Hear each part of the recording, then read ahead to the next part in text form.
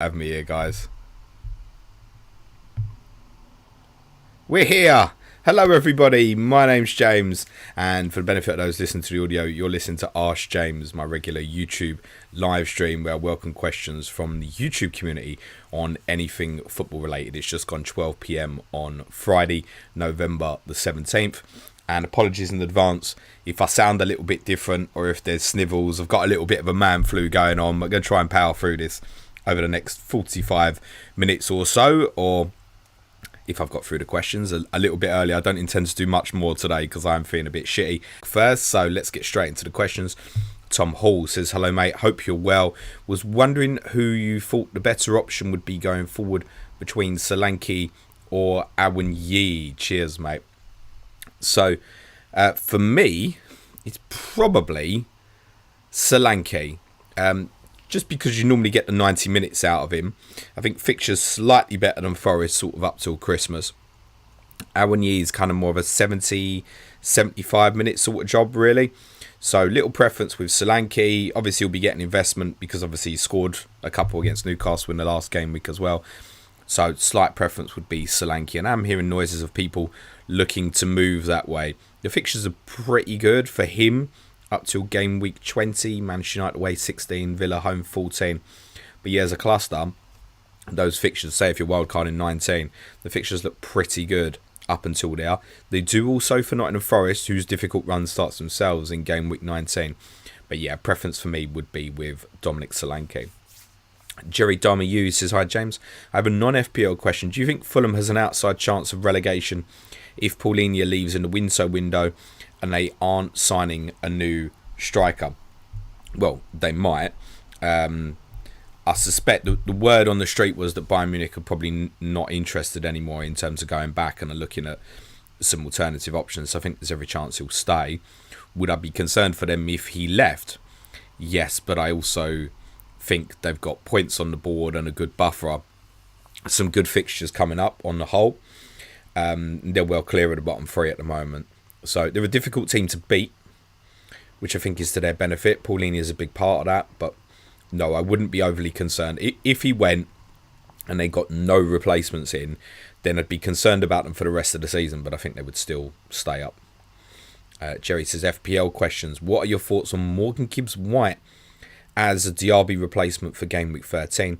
And would you start Archer if I keep Diaby in my team since Sheffield United play Bournemouth at home? I made myself very clear on Monday's podcast. If you got Diaby or Watkins, don't be benching them against Tottenham in game week 13. Play them. And that opinion wouldn't change. Villa are a far superior football team to Sheffield United. Fact. Fixture more difficult. Yes. But does anyone think Tottenham Villa is going to be like 0-0 and dry? And no. Tottenham are going to try and attack. Villa are going to try and attack. There's probably goals in it. So, no, I'd still be playing Diaby. I wouldn't be comfortable with anyone benching him in that week. Same goes for Watkins, exactly as I said on Monday's podcast. So I wouldn't be moving. Villa have got Tottenham away and then Bournemouth away. Then there's a couple more difficult ones. But what do you want to do in 18? So Sheffield United at home is kind of like the plum fixture, isn't it? So, for example, I've got cash at the moment. And I know a lot of people talking about selling him, which is fine. But the way I've set my squad up with kind of rotating players every week, I can probably afford just to carry him through. Is my take at the moment. Now that might be more difficult for others, and I completely get that and sympathise with that. And it might be, for example, you have a shit bench, you're like, oh, I don't want Diaby into City and Arsenal, and you want to move it. I get that. I certainly wouldn't rush to do it this week, and I would pick him over Archer. Aaron Hill says, hey James, went differential captain last week with Saka, and my rank paid the price. 200k to 850k. Not gonna lie, it really affected my mental health. My question is, how do you cope with bad game weeks? Thanks. So look, this is a bad case, right? I'm never really the best person to ask for this because I know for some of you FPL might be the most important thing of your weekend. That's fine. It's not for me. It's not even anywhere near first. My mood gets impacted by what Tottenham do, right? So I always say if I'm happy with a decision leading into the game week, I've got no control of what happens next. It will be what it will be. You chose to captain Saka, and I think that's perfectly reasonable at home to Burnley. I would have done the same probably if it wasn't for concerns about his fitness. It's fine. You had your reasons for doing it, right? It makes sense. It's not like completely wild or out there. Saka at home to Burnley. It's fine. Salah and Haaland have both gone off pretty big when you would have probably expected them to return, but because you always do, but not go off big. You're unlucky. How do you cope with it? I don't know. The way I always look at it, it's easier said than done, but I always think like, come Monday, what's different? If I have a game week rank of 10k or 10 million, what actual difference is there to my life on a Monday morning when I go onto the pod? So if the game week rank is 10k, we're going to laugh about it. If the game week rank is 10 million, we're going to laugh about it. It's the same. It is easier for me because I'm so driven by the focus of the content rather than what my rank is. Like, again, it's easier said than done, but I don't really care. Like, I'm not going to win FPL, and whether I finish 5k or 500k, my life is going to be exactly the same. And I know that. It's a game. And like any game, right? No matter what it is, even if you're playing something on the PlayStation, whatever, you want to do well, right? Football Manager, right? You lose and you think, I can't turn the game off yet. I'll have one more game. I get that. I understand those emotions and stuff. But it is just a game. And if we can try and remember that, that helps. Because there has to be more important things in life for the majority of us, generally. And if that's not the case, I would suggest trying to find activities that make the weekend more interesting. And again, I know that's easier said than done for some of you, but it's not that important. So I know if I've had a really bad game week, I'm going to get bantered on the podcast, right? So I'm prepared for that. I've got to talk about the games. I've got to laugh at it. From that perspective, it's probably easier because I've got to mentally psych myself up for the fact I'm going to take a slapping off Suds, right? But yeah, it's Tottenham effects. So you can flip it the other way and say, why'd you get affected by Tottenham? You can't control it. It's been a part of my life since as long as I can remember, right? So that impacts me more whether Tottenham have a good weekend or a bad weekend. And I've actually had miserable weekends when we've won because we haven't played well. And I've had good weekends when we've lost and we've played well, right? So it's not always definitive by the result necessarily. And that probably relates back to FPL. Like you presumably, Aaron, were happy with the Saka choice. So, okay, it didn't work out, but it easily could have, right? He has a shot in the first half that Trafford tips just over. If that goes in on top of the assist, he's not far behind Haaland and stuff, right? And your rank probably hits a little bit of a dent, but not quite as badly as it has. And also, it's very early in the season, right? So you can recover and climb that back up, no problem.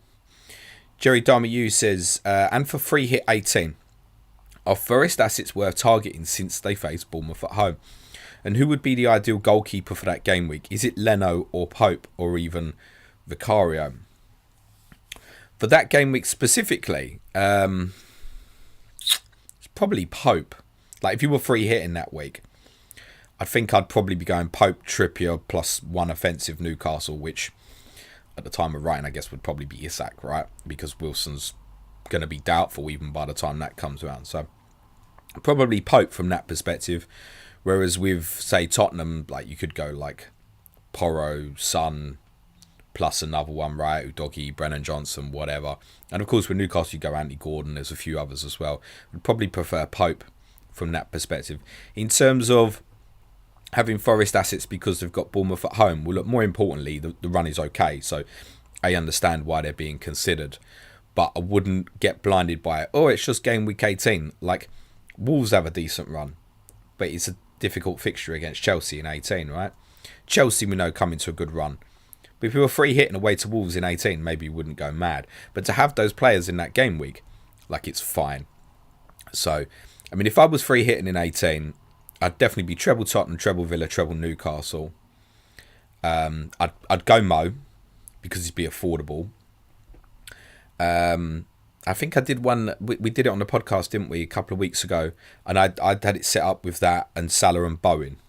So Bowen home fixture against Manchester United. More trust in that than Awoniyi's or Solanke's, to be very honest. So yeah, don't get blinded just by game week 18. It's obviously right to build to it, and that's what I'll be doing. But don't get blinded just by 18.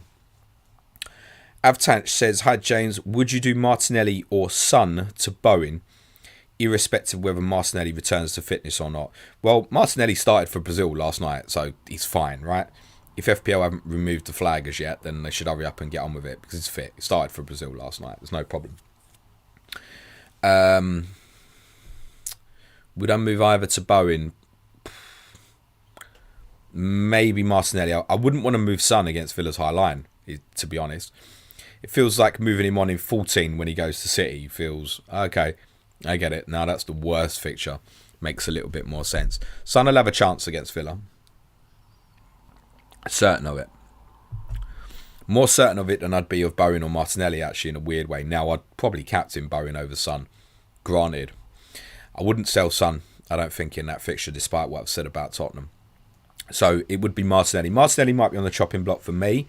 That I'm in a position where I've got all three of those players. Martinelli to Mbeumo might sound wrong, but getting that ready for game week 14 might be a move that I look at. But I must be honest as well, like I've really switched off this week because I know players have got to get through the internationals and stuff, and I don't need to overthink this when, you know, people are saying, oh my God, Haaland's got a problem now. Right, well, Haaland came on as a sub for Norway last night and he finished the game.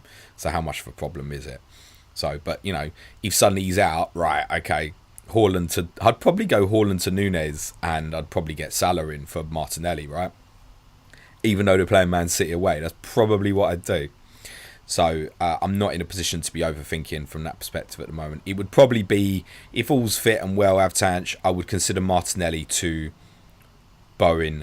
Martinelli, I wouldn't say I regret getting him in last week because I got him in for Arsenal's 4 fixtures and they're attractive. But the original plan for me would have been to go Maddison to Mbeumo. And even though obviously Mbeumo didn't return either, and I'd have probably benched him, I might have been just going that route. I might have been one transfer better off in the long run, which might save me a -4 down the line.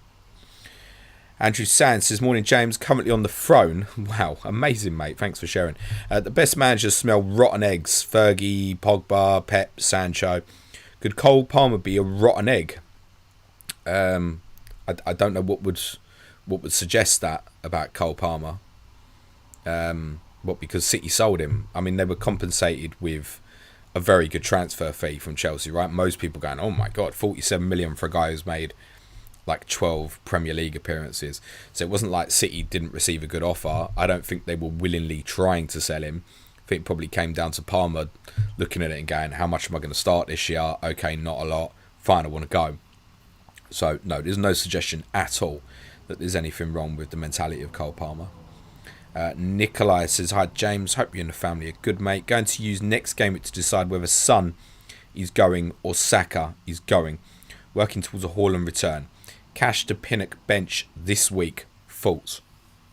So, again, like, look, Brentford are good fixtures either side of 18, but they don't have one in 18. So, do you want to get sucked into that? Now, you might be free hitting in 18, in which case I go, cool, yeah, great. Crack on. I'm not sure I'd want to get involved in that. With Mbeumo, there's a certain ceiling of why I'd be looking to go there, right? With Pinnock, not so sure. Now, you might be sitting there and going, well, I've got no Man City at the moment, I can afford it. Of course, yeah, you potentially can. But then you're also relying on 11 or 12, probably 11 other outfield players being in a good condition for 18 and you still wanting them there, etc. So I'd have a consciousness of that. Therefore, they wouldn't be at the top of my agenda. I'd still think Newcastle, to be honest. It's difficult to get into Lascelles at this moment, but I think Livramento owners, as I said on Monday, will probably get their payback in the next one where he'll definitely start against Chelsea. And then I think he'll probably play quite often. So I'd probably be more interested in that. Failing that, I still think Arsenal over the next couple. Now, admittedly, Arsenal defensively looks bad in 18, right? You don't necessarily want to look at their players away to Liverpool. You could look at little chain moves, so a Gabriel or Saliba for 3 weeks. Move that on to Chelsea in game week 16. That'll give you really nice fixtures. I mean, if you do that, for example, you've got Brentford away, Wolves at home, Luton away, Sheffield United at home, Wolves away. Everton away, Sheffield United at home, Wolves away, and then continuing Palace at home, Luton away, Fulham at home, right? So over like a 9-game week period, that's a great run of fixtures, right? He does admittedly cost an extra transfer. I don't know, I just wonder how much would you start Pinnock? Presumably 14 against Luton, and I presume probably at 16 against Sheffield United as well. But this week feels like an issue for defensive players. So I'd want to be playing, ideally, offensive players. So at the moment, my intention, it's not what I'd normally do, but I've got Cash, Watkins, Udogie, Son. My intention at the moment would be to play all of them in game week 13 and just stick them all in for offensive purposes. Nicola saying needs to free up money. Yeah, I get that. As I said, I'd probably just prefer Livramento as the option. Nicola also says, finally, if possible, I'd like to add a new goalkeeper in coming weeks, as I've only had one clean sheet all season. Who would you be looking at? Sanchez. For similar reasons to what I just said, doesn't feel ideal like Newcastle away. And so you probably wouldn't make the move this week. But then from there, you could make a case even from 14 onwards, it looks fine. Maybe not for a goalkeeper, but that run from game week 16 up to 21, at least short term, is really good. So I think Sanchez actually, and that's the one I'm looking at, Johnson to Sanchez in game week 16. Billy Taylor says, Wagwan Jimbo. I always wondered how you speak so coherently in podcasts. Do you do any rehearsing? Or have you had any media-related training? Or is it a case of just knowing your stuff? Difficult to talk about yourself from that perspective, Billy. What I'd say is, have I had media training? No. I did study a bit of media at A-level. No, I think it's probably I've just watched so much analysis of football over the years has probably helped. I suppose there's a case to say I know my stuff a little bit. So it probably is that. It sounds wrong saying it. So, yeah, I appreciate the compliment. Thank you, mate. Lars Foran says, Solanke versus Alvarez for week 13 to 17. So, I'm on Alvarez. And I think it's possibly expendable, but not expendable enough to make me think I want to make that sort of move. So, the luxury one would be, can I make Darwin Núñez happen? Switching Alvarez to Solanke, nah, not keen so much. If I was buying new now, because of game week 18, I arguably, excuse me, I arguably would go Solanke if buying new between the two players. But I don't have a huge interest in this moment in moving Alvarez to Solanke. It might be something I come back to in 17, I think, and look at just punting Solanke against Luton and Forest before wildcarding. Billy Taylor says, also, I brought in Evan Ferguson last week and captained him. Turned out all right, but I'm now thinking to switch him out for Solanke immediately, as I now regret the transfer. Thoughts? Yeah. I shouldn't regret it, by the way, just damn unlucky. I had him on the top 10 for captaincy last week, so it looked certain he'd start. But yeah, as covered Monday, Mitoma's the only one you could make a case to have in at the moment, despite the fact there's still some good fixtures coming up. And he might even be expendable to me because it's a pain in the arse, just knowing from week to week what De Zerbi will do. And if I'm suddenly looking at a midfield, for example, that's say Saka, Son, Bowen and Bumo, just as an example, right, them four are always starting. So if I'm sitting there with Alvarez, Watkins and Haaland as well, like, what is my use for Mitoma? Like, cool, yeah, great, luxury. But he's the one I'll be thinking, I don't know, does he start, And I do think he'll start the majority. And I still think he's potentially a good asset. But yeah, I may look to move that on. Anything else I had at Brighton, I'd be looking to move on. Not necessarily this week, I should add, because I don't think Forest away is not a terrible fixture. But I think 14 would give the excuse. Definitely by the time I'd hit 17, I'd be looking to move anything on. But I think in that case with Ferguson, yeah, that's a comfortable one where I'd say move it on, Billy. Michael Scott says, hi, James, using free transfers, would you move Mitoma to Bowen? Here we go. This week as captain, and move Son or Bowen to Mbumo in 14, or just go straight to Mbumo. Mids presently Salah, Son, Saka, Mitoma and Palmer. Look, if you want to get Bowen in and captain him at Burnley, and I think that's something that will possibly grow in popularity a little bit, then do it. That's quite straightforward and obvious, right? You're getting a player in because you think he's the best captaincy. You do that. You do that. You go Jared Bowen. So Mitoma to Bowen, fine. Son to Mbumo, 14 will obviously free you up some money as well. You might want to come back round for something like Kieran Trippier. Maybe it enables, I don't know, a 4.5 forward to a Darwin Núñez or something, for example. So yeah, I would go Bowen first in the first instance, Michael, and then judge afterwards. Leave yourselves a couple of options, mate. Just a dad posting stuff says, hi James, I played a game Dole as, but even I don't think I can captain Salah or Haaland this week. I'm thinking Bowen. Would he be your first choice? Got Son and Watkins also. So my first choice for captaincy in 13 would be Haaland, and my second choice would be Salah. If I had everybody. Yep. Fairly certain that they'll be the top two on my captaincy for the deadline stream next Saturday morning. So it's normally a high-scoring game. Salah has a good historical record against Manchester City, shouldn't be feared. Haaland in a home fixture against Liverpool, shouldn't be feared. Is anyone going to be shocked if the game's like 3-2 or 3-3 or... Like, there's going to be goals in it, right? Surely. So I still think they're the best two. I do think there'll be goals in the Tottenham Villa game as well. I have a nagging with West Ham. West Ham at Burnley. So Burnley have lost every home game and Bowen has scored in every away game. Right, so you know what's coming, right? 1-0 Burnley. And that would be quite a typical West Ham thing to do, by the way. Suj would tell you that. So, look, Bowen, great asset. Would I, the previous question has said, wanted to captain him. Like, fine, crack on. If you want to do it, great. There's every chance he'll be third. But I don't think we should fear Haaland or Salah captaincy in 13. I think it's close enough as well that from the ownership perspective, those two players will look after you as well, particularly obviously in Haaland's case. So it's Haaland highly likely for me. I don't own Salah. The preference would be Haaland over Salah anyway. He's Bowen the best of the rest, arguably. I don't think Son or Watkins are bad either, though, by the way. JP says, hi James, do you think Son is worth keeping still on both Sky and FPL? I do for this game, the Villa game, yeah.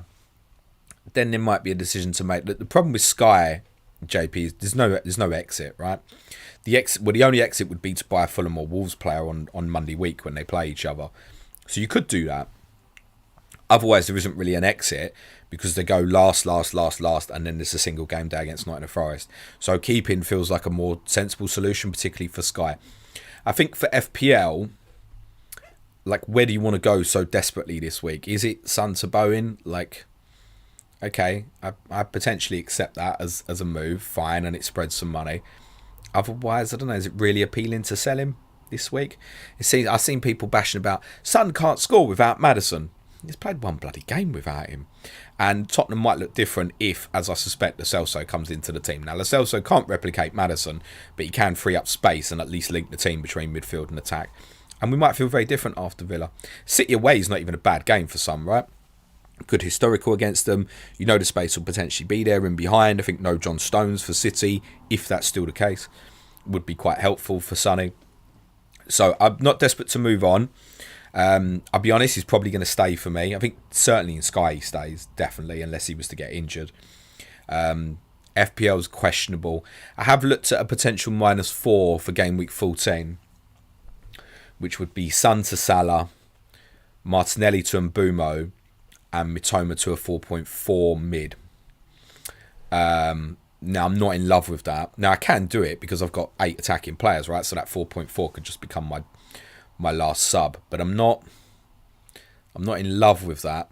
And I'd still like to have Sonny around for game week 18. Now, I can do that because Haaland will blank. I could sell Haaland for Isak, and I could get that 4.4 back to Heung-min Son. And that's the sort of thing I'll maybe consider. I've got my eye on that maybe, but I think he's more likely to stay for me, Sonny, to be honest. Anish Patil says, hi James, start 2 of Lascelles, Cash, Maguire, Palmer, Archer. At least one defender. Okay. So, there's been conflicting reports on Botman. There were some suggestions of a setback, but I understand the report actually read, if he has a setback, he'll need an operation, rather than he's had a setback. So Lascelles could be a problem for me and a few others quite soon. Because the word earlier in the week was that Botman was running on grass.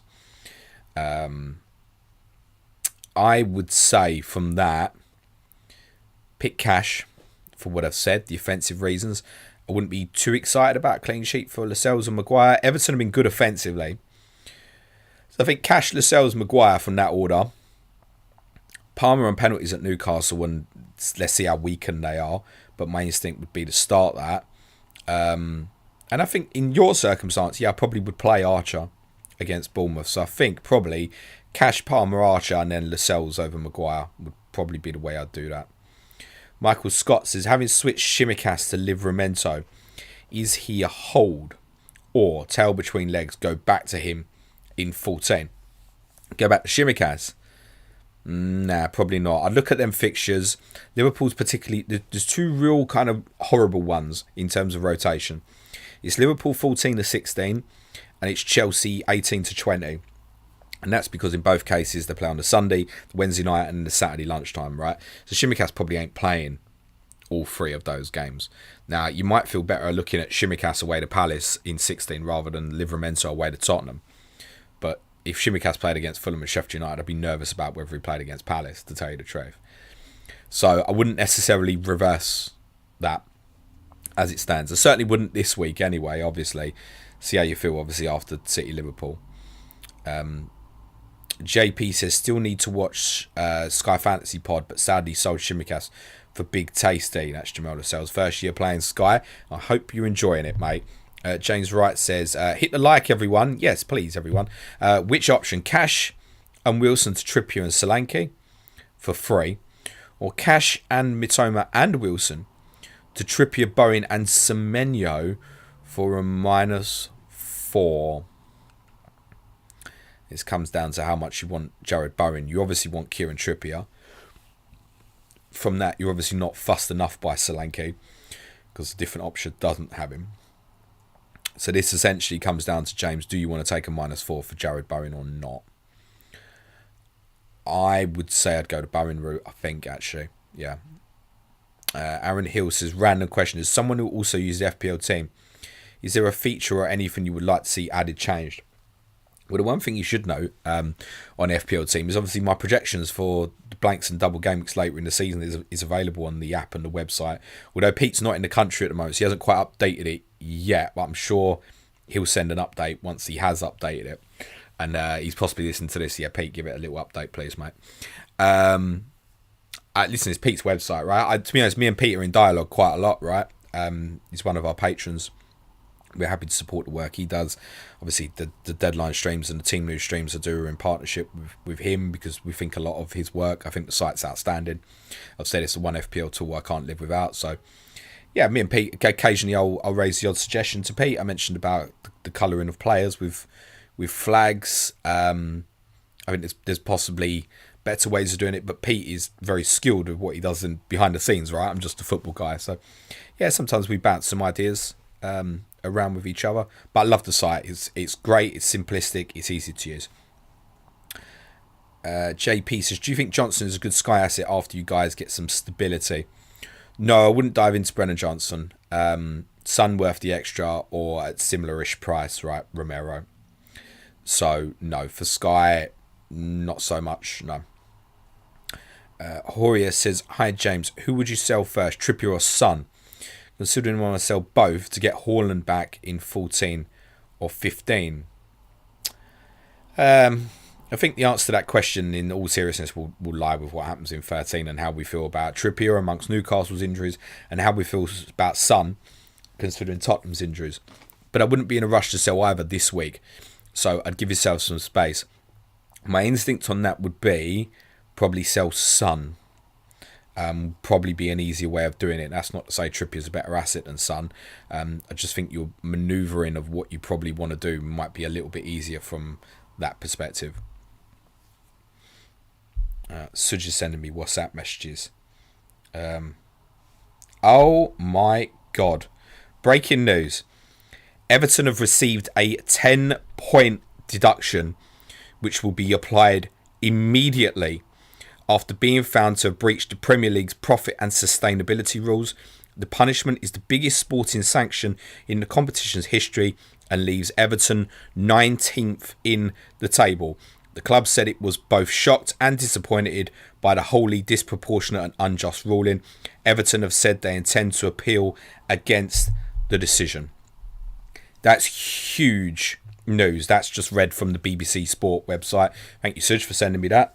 That's some staggering news, which potentially have some big implications further down the line for Chelsea and Manchester City as well, which you won't hear about this season, as I keep saying. So that's the shocker. But in reaction to that, what I'd say is if that was going to happen to Everton this year, better than any.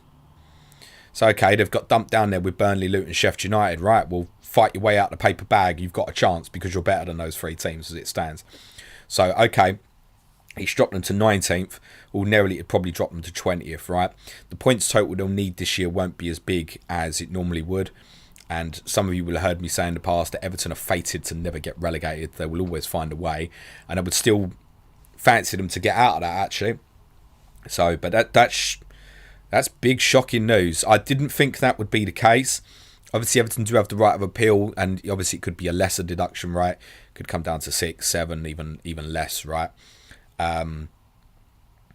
It's probably more what I can't get out of my head is that was one charge against Everton, and we know how many are lingering against Manchester City.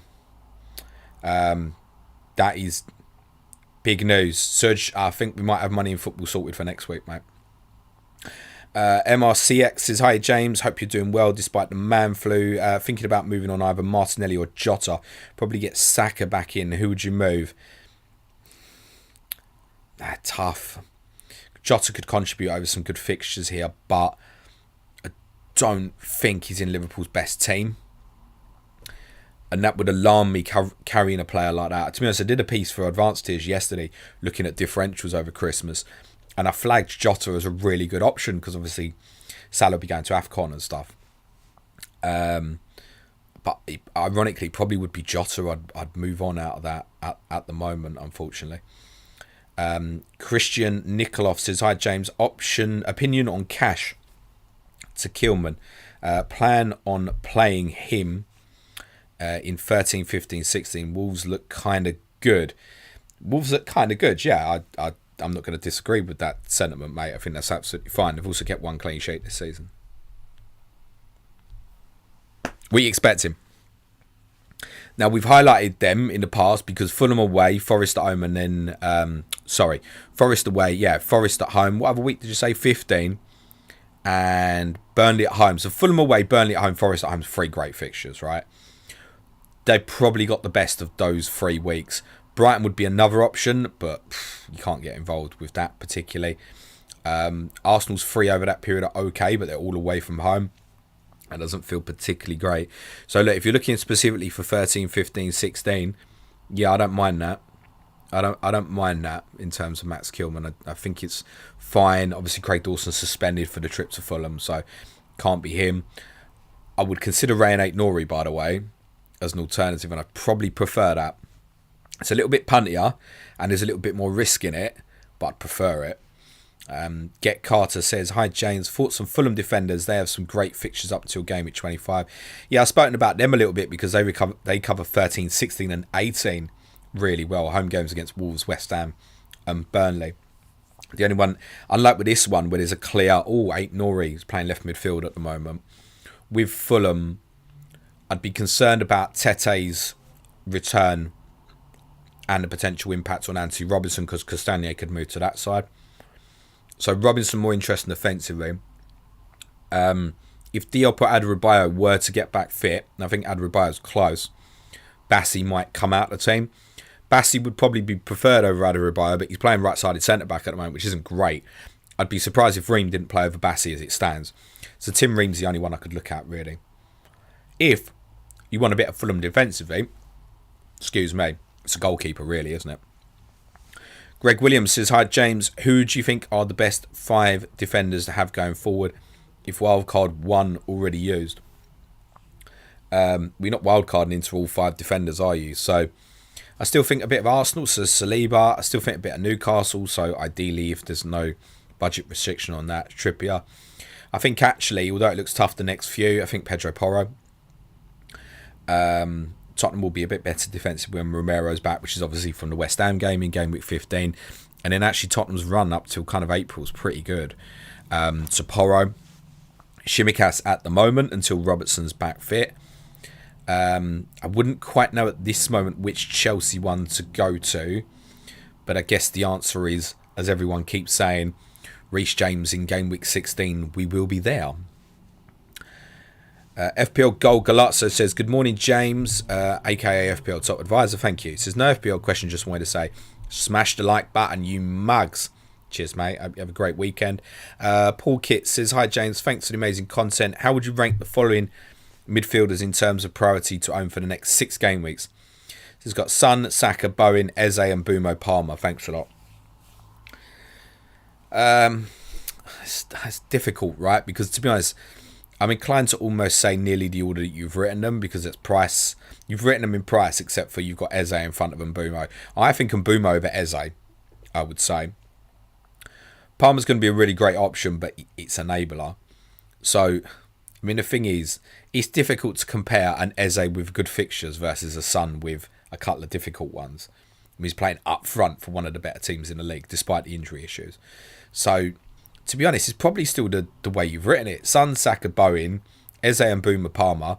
I'd just flip Eze and Mbeumo. MRCX says, after 12 game weeks, what are your thoughts on Luton's performance in the Premier League? Did you expect them to do worse? No, not really. I mean, they're not on a huge points total, are they? I think they've kept themselves competitive in the majority of games. They've given teams a challenge. They're well organised. I quite like the manager. I think he would like to probably play a more expansive game at the moment, but knows the limitations that he's working with. And to be honest, since Chelsea in game week 3, maybe you could argue Villa had a game against them recently. No one's kind of really dispatched them too comfortably. So I think they're doing fine. They, Burnley and Sheffield United and Bournemouth, will obviously be hugely infused by that Everton news. Because the one thing about Everton is as well, is what I keep saying, their fixtures are a dog for a long time. I haven't got them in 2 consecutive green fixtures till after April. So they never have a consistent run where you'd fancy them to get 2 wins and a bounce. Now, they've had some very good results recently, ironically, particularly away from home, right? Winning at Palace, winning at Brentford, winning at West Ham. That's 3 great away results. You couldn't think any of them near the bottom could replicate that, right? I'd still think Everton will be fine. Thank you, Vish. That's very kind of you to say, mate. Atul Balaji says, I know players going down is almost an expectation nowadays, so I have no blame on the team or players. I felt that Spurs went down for everything last weekend.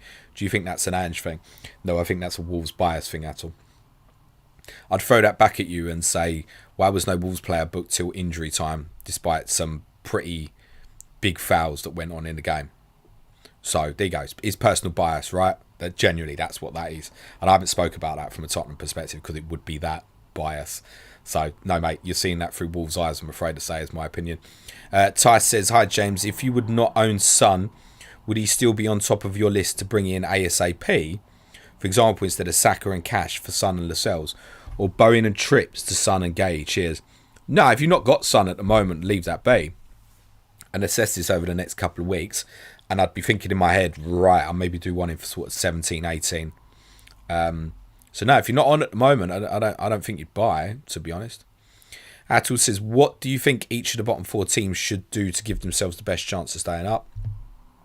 Get some bloody points, mate. Would be quite useful. It's easier said than done, but the reality is they've just got to be better than the others. For Bournemouth, it's probably more about getting players fit and a little bit of strength in depth. For the others, it's more about quality. So Burnley need to stop shipping goals, whether that's adding new centre-backs or adding for the other end and a centre-forward that they could trust to get the goals. Much of that might depend on, obviously, Lyle Foster's well-being, and understand that. Sheffield United have been really unlucky with injuries defensively, as of Luton. They've got to find quality. Use the loan market well. You know, get into someone who, I don't know, to be honest with you, like, say if Maddison's fit in January, could one of them, like, you know, get Lo Celso on loan or something? Like, think a bit bigger and do that sort of thing, which would be a short-term move. But the benefit of staying up would obviously outweigh the short-termism on that, for example. So I think they've got to be clever in the loan market. Burnley, we think, can spend. The other 2, it's more difficult. I still think now, unfortunately, it's going to be really difficult for Luton, Sheffield United. Burnley and Bournemouth have got a little bit more power, I think, in the January window. Super Science said, when was peak fantasy for you? I get a warm, fuzzy feeling when I think back to 12-13 with Michu, Van Persie, Bale, Cazorla and Berbatov at Fulham. For me, I'd say the game I always think of was a game Tottenham won at Everton. We won 6-2 at Everton, and it was the last good Tottenham performance under Pochettino. It was just before Christmas 2018. Last good Premier League performance, anyway. And just before that, I decided to get Tottenham players in. Now, for those who listen to Planet FPL early, I've never got Tottenham players. Didn't want to curse them. Yep, I finished 21k in the world the year that Dele and Kane went mad, and I never owned them all year. I certainly owned them Leicester players all year. It was that year and the year after when we finished second to Chelsea as well, sorry. So yeah, I decided in the build up to that I was going to invest in it was definitely Son, it might have been Trips, and I think I had another one as well. It might have been Kane, but I definitely had Son, and he went off in that game. And so that was the peak, because then I had oh my God, I've not cursed Tottenham. Like, I got Tottenham players in and it went really well. So that's the moment that probably sticks in my mind from a fantasy perspective. Otherwise, I guess I'm saying, 17, 18 when we started the podcast, I guess. Sokan says, what are the teams to target during the busy festive December? As in to buy. So, look, Tottenham, Newcastle, Villa, that game week 18 is fairly self-explanatory. Manchester City on either side is fairly obvious. You want a consciousness of the players that are going to go to AFCON and the Asian Cup afterwards, which is going to be sort of game week 21 onwards. Brentford, if the double game week happens with Manchester City. But again, you should note that Mbeumo will be away from game week 21. I think Wolves have a quietly attractive period coming up. Bellegarde is 0.0% owned, if anyone's interested in using that as an enabling midfield option. He's not out of my thinking, but it probably doesn't particularly work for me. So there's a number of teams for you. Burnley actually have a pretty good run over Christmas as well. So that Luton's not terrible. Luton have got some good away games. They've got some tough home games, but they've got some good away games. It balances. And Morris is down to 5.3 or something. I'm not buying to buy Morris. Fine. It might enable for you, right? Chelsea's obvious. They got the best of it over that period. Greg Frost says, hi James, how do you feel about Leno to rotate with Areola until game week 19 wildcard, Diaby to Mbeumo game week 14 locked in? So which one did you play this week? You got Leno at home to Wolves and you got Areola at Burnley. Which one did you play? So Areola's better than 14, yeah, I get it. Leno's better in 15. Then they play each other in 16, that's ugly. West Ham have the better of 17. Fulham have the better of 18. Yeah, I don't hate it. But one of them will go off when you leave them out. You know how this works. I don't think either's fixtures are bad enough to make me think I'd need to rotate it. But I get it, right? Particularly if you've had Areola from 4.0 and your other 4.5 shite and you want to get Leno. Yeah, fine. It's some principle decent idea in it. Natasha says, hello James and co, enjoying the international break, looking forward to the India versus Australia Cricket World Cup final on Sunday. Running Man says, play Diaby or buy Mbeumo for this game week. That's a play Diaby, mate. I covered that right near the start. Eshan says, hey James, Mitoma to Mbeumo this week or cash to James Saliba. Can we roll? It feels a bit early for Reece James. A little bit. If you're going to go Saliba, it's probably sooner rather than later. But I don't know. I still arguably prefer cash in that fixture, right? It's offensive for him. So I'd roll, I think, mate. Jacob says, hi James, hope you're well. A bit of a random one, but is there a specific website you use for watching games back? Either in full or just clips? Cheers. No. It's whichever one Nico manages to rip from for me. Ask Nico. Jacob NH says, Everton 10-point deduction confirmed. Yeah, we've heard. Yeah, I've seen there's plenty coming in with the Everton story. Thank you, Patrick Flanagan. I've obviously covered my thoughts when I saw it. We must give such thanks for breaking the news for me.